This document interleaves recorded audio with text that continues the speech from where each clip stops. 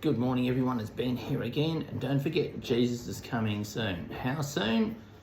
Well, not tomorrow, not the next day or the day and after that probably, but he is coming. He's on the way. The signs are there. Israel has become a nation again, and prophetic events are happening all around the world. We've got wars, rumours of wars, earthquakes, famines in diverse places, all those sorts of things happening, all the end time signs. So, but my message here today is, are you ready for him?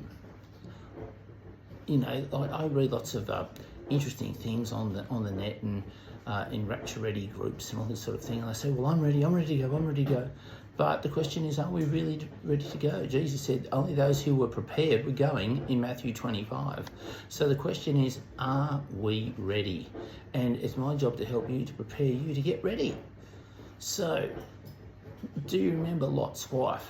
She was living in Sodom and Gomorrah, and God said he was going to destroy the town, and I want you to get out of there. And he said, I don't want you to look back. And so we all know the story. She was exiting. The destruction of the city had started.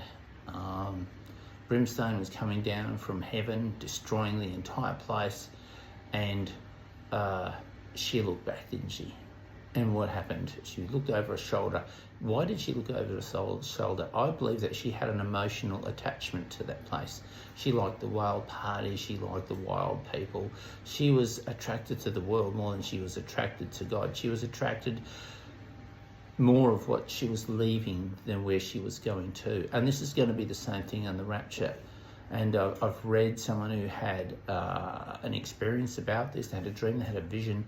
And in this dream and vision, the lady realised that Jesus was coming, and everyone was looking in the wrong direction. They were looking west, and he was coming from the east. And there was lightning and all that sort of thing, like it describes. And then she realised that she wanted to call out to them and say, no, you're facing the wrong way. He's coming from the east, not the west. But she was looking in the wrong direction, wasn't she? She was like Sarah. She was looking in the wrong direction. And so she realised that when Jesus said, come, like, I'm going to leave everything behind here. I'm going to leave my family. I'm going to leave my children, my wife. It's all about you and God. It's all personal. And I'm not saying that from a selfish perspective. I'm saying this from a preparedness perspective. So he said, come, and she realised she was going to have to leave everything right there and then. Everything you owned, everything you had. And she's going to have to trust God and go with him. Now, wow, I mean, you know, we all have emotional attachments to these things in the world because of things that we've done, things that we've owned, things that we've had pleasure in, but we can't be looking over our shoulder when he calls. We've just got to go. And because God's run out of time. This world is running out of time. It's like seconds to midnight, literally. And so you need to be prepared. And it's the ones that, other revelations that were revealed by, I can't remember the gentleman's name, it's a prophet in America.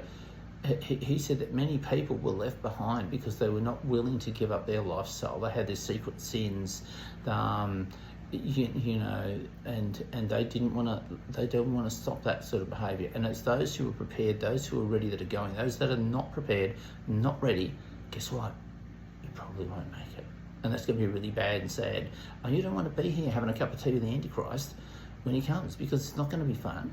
First 3.5 years, from what I understand, are going to be okay. They're going to be bad, but then it's going to be really, really bad after about that.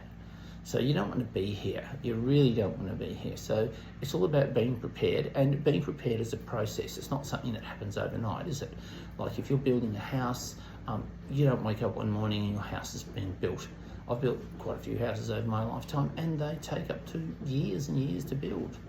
And so it's lovely living in a nice house, but that house, when you move into it, it wasn't finished straight away. And if you've done big renos on properties, you know, it takes time. It takes time to do the renovations. It takes time and adjustment to get things where you want them. So I'm encouraging you today to be prepared. Read Matthew 25 about the parable of the virgins. Read it carefully, study on it, meditate it, draw out of it all that you can draw out of it. It's not just an interesting story. This is really going to happen, and it's really going to happen soon. I'm talking within years. I do believe it is years. I don't believe it's going to be tomorrow or the next day. But God always gives his people time in advance to prepare. And so I'm encouraging you today to prepare yourself, to prepare your hearts, your minds and your emotions for what's going to happen soon. And this is just not, a hype and hyperbole. No, this is the real deal. And if you miss it, it's going to be terrible.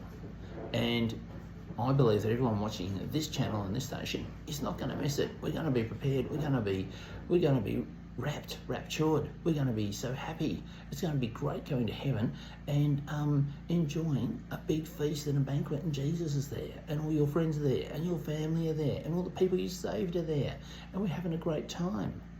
But unfortunately, the people on the earth are going to be having a hell of a time. I know where I'd sooner be, and so I'm preparing you psychologically, I want to prepare you emotionally, and I want to prepare you physically for what's going to come. So I hope this message is inspiring today, and we'll see you soon. Okay, Uru.